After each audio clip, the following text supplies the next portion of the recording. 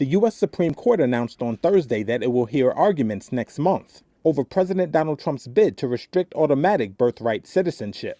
An executive order signed by Trump on his first day back in office directed federal agencies to refuse to recognize the citizenship of children born in the United States who do not have at least one parent who is an American citizen or lawful permanent resident. Federal judges in 3 different states blocked Trump's order, and it will remain halted while the court considers the case. Restricting birthright citizenship is just one facet of Trump's hardline approach toward immigration.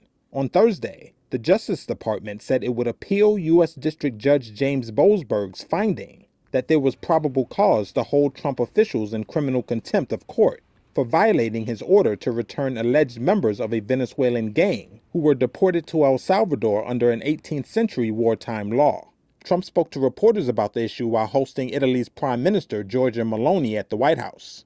We're doing a fantastic job of getting criminals out of this country who Biden allowed into the country. One of the primary reasons I was elected is because I said, I'm going to get the criminals that he allowed to come into our country so stupidly through open borders.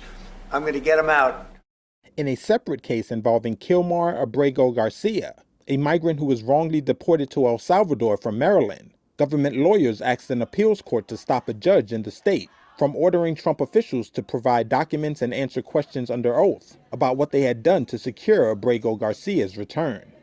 I've heard many things about him, and we'll have to find out what the truth is.